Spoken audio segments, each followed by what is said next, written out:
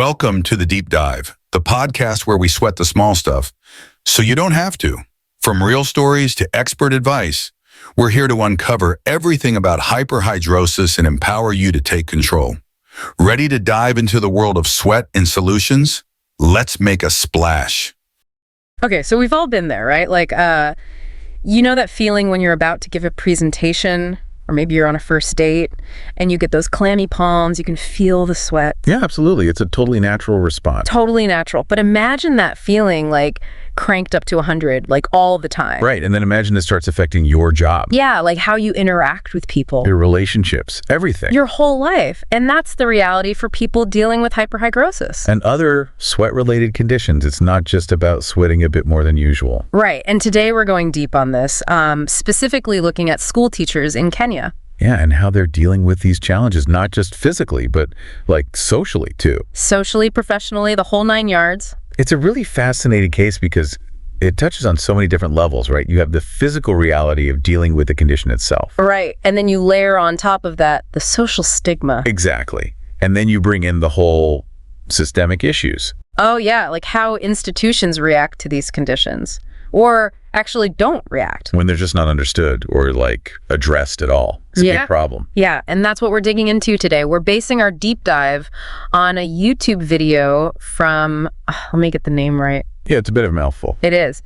Hyperhidrosis Awareness Kenya. That's the one. And the video is called Inhumane Treatment of School Teachers Part 1. Catchy, right? Yeah, it definitely grabs your attention. And honestly, going through it, what really hit me is that it goes way beyond just sweat, you know? It's about dignity, respect, basic human rights. Exactly. The right to just like exist comfortably in your workplace. Yeah, without being judged or, ostracized. Exactly. And that's what's so powerful about this video. It highlights the huge gap between awareness and action, right? Yeah. Like, I think a lot of people, they might have heard of excessive sweating. Yeah, they know it exists. But they don't get the severity of it. Right, or how much it can impact someone's life. Like on a day-to-day basis. Yeah, so let's get into the specifics. The video talks about 3 main sweat-related issues. Hyperhidrosis is the one I think most people have heard of. Right, it's like the classic excessive sweating, Yeah. way more than what's normal. Right, and then there's bromhidrosis. So that's when the sweat has a really strong, unpleasant odor. Yeah, and that can be really socially isolating. Definitely. And then lastly, we have anhidrosis. And this one's kind of the opposite, right? Yeah, it's the inability to sweat. Now you might think, oh, in a hot climate like Kenya, that sounds great. You'd think so, right? But it's actually really dangerous. Because your body can't regulate its temperature. Yeah, you overheat way easier. Exactly. So like you said, these aren't just minor inconveniences. Right, like, oh, I'm sweating a bit more today, no big deal. This is serious stuff. Yeah, this is impacting people's physical health, Mental health. their well-being in general. Absolutely. Leading to anxiety, isolation, even like problems at work. Definitely. Yeah. And the video really highlights this big difference in experience between teachers in urban areas versus those in rural parts of Kenya. A real geographic divide. Exactly. So in cities, it's more likely that teachers have access to more information about these conditions. Yeah, maybe support groups, treatment options. Yeah, things like that. But then you go out to these rural villages, it's a completely different story. It's like a whole other world. Resources are super limited. And then, you have to layer on top of that the social stigma we were talking about. Which is already so strong around sweat and hygiene in general. It's like a double whammy. It's a really tough situation. Yeah, and it's heartbreaking to hear some of the stories in this video. They really are. Like, some teachers are literally having to choose between buying deodorant. Or like paying for their kids' school stuff. Yeah, and they're already stretched so thin financially. It's a huge burden. And it plays right into that social stigma. Because if you can't afford the things that might help you manage the condition... People are quick to judge. Right? So, you're just not clean. When it's a medical thing, it's not a personal failing. No, not at all. There's this one story, I don't know if you remember it, it really stuck with me. This teacher being forced to shower multiple times a day by their superiors. Yeah, I remember that one. Even though obviously it wasn't solving the problem. It's like humiliating. It is, and it just shows how deep these misconceptions run. It's dehumanizing, right? Totally. They're not seen as individuals struggling with a medical condition. It's like they're a problem to be fixed. Or hidden away. Exactly. And it goes beyond just social stigma, right? Yeah. The video uses this term inhumane treatment to describe some of the experiences these teachers have had. Yeah, they're talking about within the education system itself. Like their own workplace.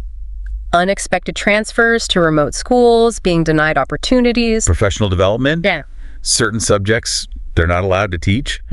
It's wild. It's messed up. And the worst part, when these teachers try to speak up, try to raise these concerns, there's radio silence. Yeah, the video specifically mentions the Teacher Service Commission The TSC. and the Ministry of Education, Like, these are the institutions that are supposed to be supporting them. and they're just not, It's like they're completely ignoring them. which just makes that whole feeling of isolation even worse. Yeah, exactly. So it's not even just about individual prejudice. The video is pointing to something systemic. Yeah, like a pattern of behavior, this deep lack of understanding and empathy, and it's ingrained in the whole system. It's baked in. And that's a huge problem because if this is happening in education, which is supposed to be about learning and growth, Right, about opening minds. what does that say about society as a whole? That's the question, isn't it? It's a tough one. And it brings us to, like, okay, what can we do? Hyperhidrosis Awareness Kenya, they're calling for action. They want the government to listen. Really listen to the experiences of these teachers. They want open communication. They want partnerships within the education system. Yeah, to actually provide support and resources, not just for the teachers, but for the students too. It's a big ask. It is, but it's necessary. And it's not just about policies or programs. It's about changing perspectives. Yeah, like a fundamental shift in how we think about these conditions. So let's bring this back to our listeners for a second. Have you ever felt judged or misunderstood? Based on something physical, something you couldn't control. Because that's what we're talking about here. It makes you think, doesn't it? It does. Like, how can we cultivate more empathy? More understanding in our own workplaces, in our communities. It's a big question, but it's one we need to start asking. Definitely. Yeah. And it's not just teachers, right? The video talks about students too. Students dealing with these conditions. Oh, yeah. I mean, can you imagine being a kid? Already navigating like all the social stuff. The pressure of school. Yeah. And then you add this on top of it. It's tough. You know, these kids are facing bullying, Isolation. and it's because of something they can't control. Right. And it just shows you the ripple effect, you know? It's not just the individual. It's the whole community. Exactly. The video really emphasizes the need for more awareness in schools, more support. Yeah, not just for the teachers, but for the students too. Like creating an environment where it's okay to talk about this stuff Yeah, where they feel safe, where they can seek help. without feeling judged. Right. And education is key here, like actually teaching people what these conditions are. Yeah, staff, students, everyone, so they can recognize it's a medical issue. It's not about hygiene. Exactly. Education can be so powerful, Yeah, you know, for dismantling that stigma. absolutely. And it's not just about like spitting facts. Right. It's about empathy, Encouraging open dialogue. creating that safe space. Yeah, and this deep dive, it's really made me realize this isn't just a Kenya thing. Oh, yeah. This is global. Millions of people around the world are dealing with this. With hyperhidrosis and these other conditions, And the stigma, it's everywhere. it really is. It cuts across cultures. So if it is a global issue, like what can we do about it on a larger scale? Well, you know, organizations like Hyperhidrosis Awareness Kenya, they're doing great work. Raising awareness, pushing for change. Grassroots activism. It's powerful. Yeah, and they show that we can all play a part, even in small ways. Absolutely. So what does that look like? What can our listeners do? I'm curious too, like tangible steps. Well, first off, educate yourself. Yeah. Seriously, there's a ton of info online. Yeah, good resources out there. Reputable medical sources, personal stories. Read up on it. The more you know. The better equipped you are to challenge those misconceptions. I like that. Challenging misconceptions. So like being willing to have those tough conversations. Yes. Like if you hear someone making a joke or like dismissing it. Shut it down. Exactly. We got to disrupt those narratives. The ones that just perpetuate shame. Right. And be an ally to Totally. people who are struggling. Offer support, understanding, Yeah. not judgment. The video really hammered home this idea of open communication Yeah, it's so important. Creating spaces where people can share their experiences without feeling like they're going to get laughed or at. dismiss. Because so often, people with these conditions, they suffer in silence. It's like they have to hide. They internalize that shame. And open communication, it can really change things. It's transformative connecting with others who get it. Building community. Belonging. Yeah. And the video also talks about the need for collaboration. Right. It's not just on individuals. Like the government, healthcare professionals, educators. A whole community. Everyone needs to work together. It's a team effort. And that's a key point. It's not about blame. It's about recognizing we all have a part to play. Building bridges, forming partnerships. That's how we make real change. And part of that is addressing those injustices that the video highlights. Right, like those unfair transfers. Denial of opportunities, the lack of response from authorities. I need solutions for that. Concrete solutions. That's where accountability comes in. It's not enough to just talk about empathy. Right. We need to see action. From those in power. They need to step up, take responsibility. And that goes beyond policy. It's about culture. Creating a culture of inclusivity. Where everyone feels valued, respected. Regardless of their differences. Exactly. It's just so frustrating, you know? Hearing about these teachers who dedicate their lives to education. And they're the ones being mistreated. Marginalized. By the system they're a part of. It shows you how deep this bias runs. Even in institutions that are supposed to be progressive. It really does. We got to address this head on. Challenge the status quo. Demand better. Absolutely. The video makes a good point about stress. Oh yeah, stress makes everything worse. It's like a vicious cycle, right? Totally. Constant worry, anxiety. It can make the sweating worse. And then that leads to more shame, more isolation. It's a downward spiral. Yeah. So we need to address the root The causes. stress, the anxiety. Creating a supportive work environment can help. Definitely.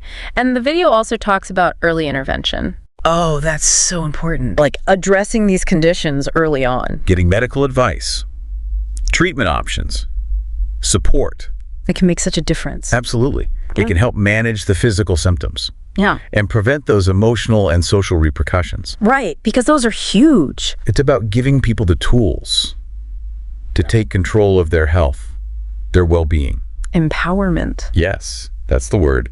Shifting the narrative From shame and secrecy. to agency, self-advocacy, This whole conversation, it's a good reminder about empathy. putting ourselves in other people's shoes. Trying to understand their experience, even if it's different from our own, Empathy is the foundation of a better world. of a more compassionate world. But it's not enough to just feel it. Right. We got to act. We have to translate that feeling into change. Empathy without action is meaningless. So true. We got to challenge our own biases. Speak up against injustice Be an advocate. for those who need it. It's inspiring, you know? What is? The resilience of these teachers in the video. Oh, yeah.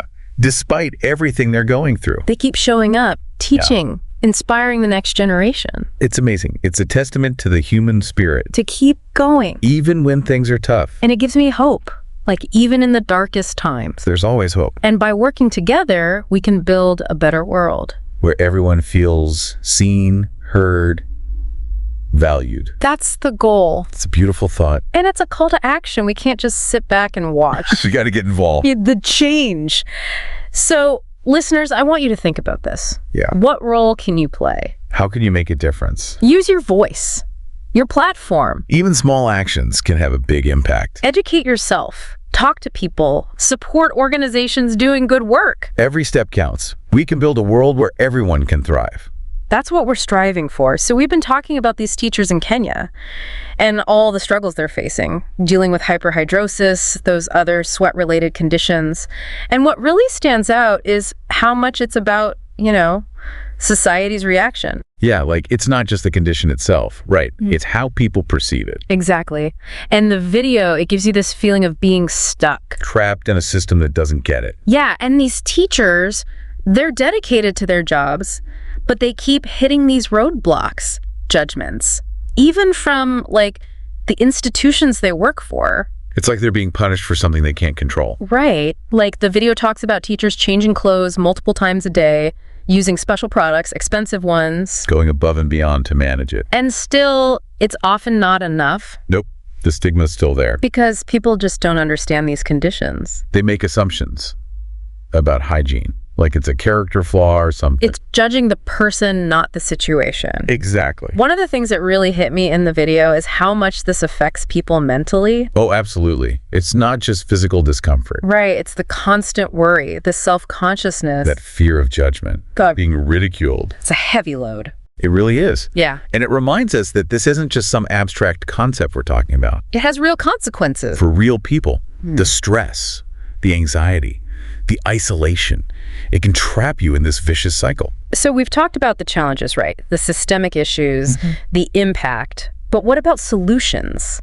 The videos calling for action. Yeah, they want awareness, empathy, support. And one of the biggest things is education. Not just generally, but specifically within the education system itself. Right, training for staff, resources for students, open conversations about these conditions, making it normal to talk about, breaking down the stigma. And empowering individuals to actually get help, get support. The video talks about early intervention. Oh, that's so key. From a medical standpoint, but also psychologically. Yeah, getting the right treatment, building coping mechanisms, it makes a huge difference. Absolutely. And fostering a sense of community, connecting with other people who get it. That's where organizations like Hyperhidrosis Awareness Kenya come in. They're creating those spaces, providing that support. It's so important to feel seen, not alone in this. And one thing I found really inspiring is how resilient these teachers are. Oh, yeah. Despite all the challenges, they keep going. They're teaching, mentoring, making a difference in their students' lives. It's a reminder that even when things are tough, there's still hope. And their willingness to share their stories, it's powerful. It takes courage, and it can inspire change. So to everyone listening, remember, knowledge is power. Educate yourselves. Challenge your own assumptions. Be an advocate for understanding and inclusivity in your own communities. Yeah, don't underestimate the power of small actions. A kind word, a listening ear, learning more about these conditions. It all adds up. It really does. And it's how we create a world where everyone can thrive. Thanks for joining us for this deep dive. You've been listening to The Deep Dive because understanding sweat is the first step to thriving. Remember to subscribe, share, and connect with us on Hyperhidrosis Awareness Kenya socials. Together, we can stay cool, confident, and unstoppable. Until next time, keep shining. No sweat.